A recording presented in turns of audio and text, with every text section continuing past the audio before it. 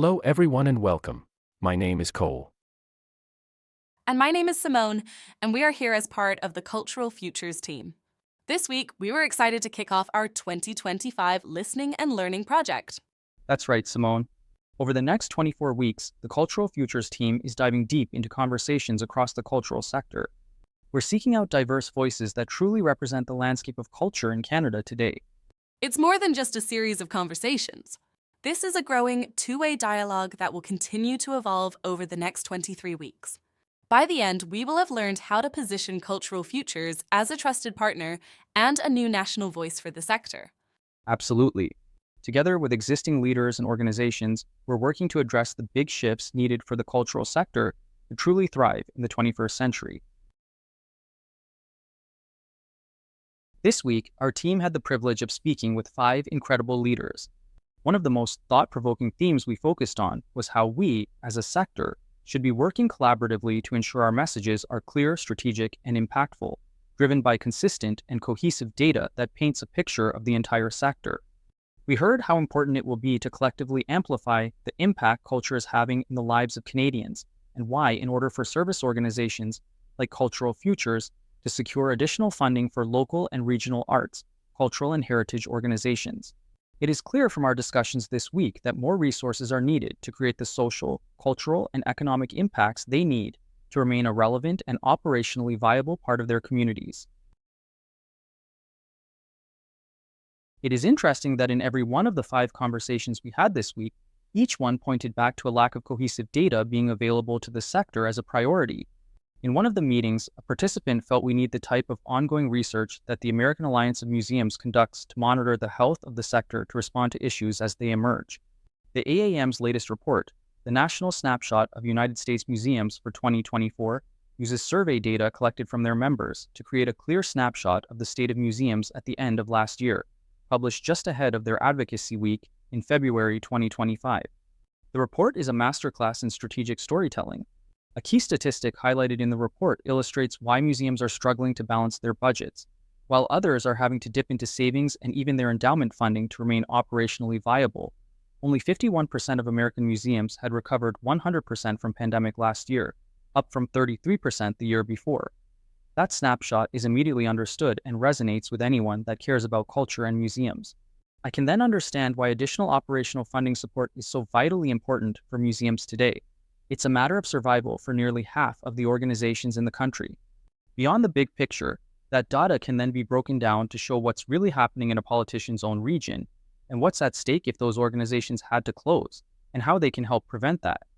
My question to you, Simone, do we know what that number is for Canadian museums? Do we have that data readily available to us as a report here in Canada? Compiling that with our current data framework would be quite an effort if we wanted to paint an inclusive and accurate picture. The good news? There is progress being made on many fronts. During our discussions on data, or the lack thereof, one of our participants mentioned the new national data model for the cultural sector being developed in the UK by the Centre for Cultural Value.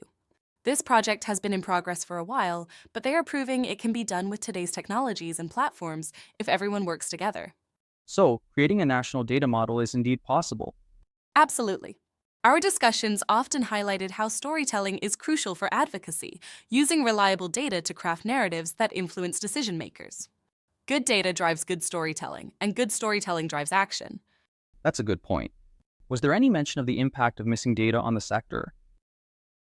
Yes, another participant noted that we're often lumped in with sports or tourism in government ministries, and both have sophisticated national, provincial, and regional data frameworks.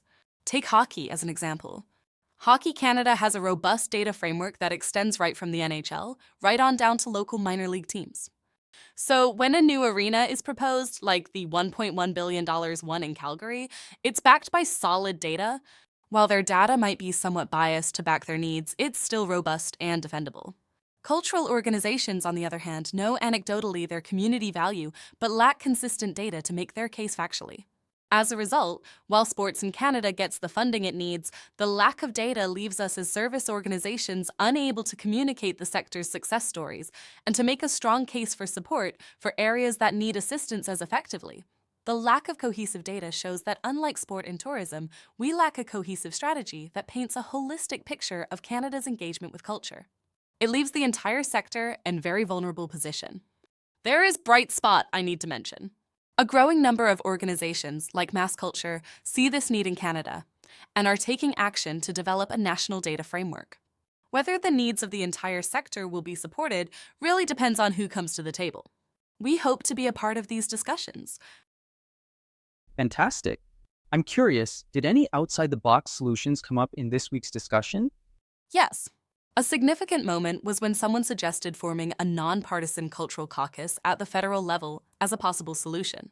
This caucus would examine ways to strengthen culture as a contributor to the social, cultural, and economic well-being of communities. Instead of lobbying MPs, we'd be called on to provide reports and input, positioning us as partners offering valuable advice. Whether this idea is feasible is unknown, but it demonstrates the kind of thinking we need to be using. Using systems, thinking will help us identify what's working and what new systems should be developed to create a modern ecosystem that can support the needs of organizations, creators, and presenters more effectively. That's quite a shift from persuasion to partnership. It could be transformative. Exactly. Systems thinking is helping us frame our conversations during this dialogue process, which will aid us as we move into implementation. That's fantastic. It sounds like we're uncovering some deep systemic challenges. Were there any other conversations that stood out? One other really stood out. We discussed with one participant about why the sector is struggling today. The cultural sector we know it today had its genesis during Canada's centennial in 1967 and grew through the 1970s and mid-1980s. Realistically, the modern cultural framework in Canada is only 70 years old. That's an interesting perspective. Are there any downsides to that? It's had significant effects. The funding structures and reporting relationships service organizations haven't really evolved to meet today's needs or realities and operate within a framework that largely not changed to reflect how Canadians consume culture, nor reflect the social, cultural, and economic shifts that have occurred over the last 70 years since these agencies were founded. In many cases, this impacts the funding structure they are mandated to uphold and the funding they are provided for operations and grants. The participant gave the Federal Museum policy as an example. The first policy was written in the 1970s, an outcome of the centennial celebrations and the surge in Canadian pride and identity that followed. The policy was rewritten in the 1990s, reflecting a time of significant change and professionalization in the museum sector. A rewrite is under development today and has been for 5 years, so Canadian museums are forced to work within a policy and funding framework that worked for museums 30 years ago, including grant programs. This is one reason why operational funding has been so difficult to put in place, even though the sector has identified it as their number one need. So while society and culture have changed, these organizations haven't been able to grow or adapt similarly. Exactly. If we're serious about the sector thriving, we need to discuss dismantling these outdated systems and policy frameworks and reimagining them for today's needs. That's a huge challenge, but also a huge opportunity. Addressing this could unlock so much potential for the sector. Absolutely. It's about creating a cultural ecosystem that reflects and responds to today's communities, and Canadians want to consume culture, not one encumbered by frameworks created 50 or 70 years ago. While it's a big change to tackle, it's one we need to face together as a sector. Agreed. It's not just about preserving culture, it's about positioning it to lead and thrive in the future. Exactly. That's why these conversations are crucial. Each one helps us piece together the big picture of what's needed for meaningful change and what our role might be. I'm excited to see where this leads. We'll keep sharing what we learn along the way. It's exciting to be part of the process. I appreciate you taking the time to join me to present this report. It's important to be transparent and open about this process, allowing those in the sector to benefit from their colleagues' perspectives and provide opportunities for feedback that confirms or challenges what's being discussed. For those watching, we would love to hear from you. Drop a note in the chat below and let us know what you are thinking. What questions should we be asking? And who do you feel we should be talking to gain a clearer picture of the sector's needs and how we might uniquely be positioned to meet areas of those needs? We will provide a second report next week. Until then, my name Cole for Cultural Futures, and thank you for watching.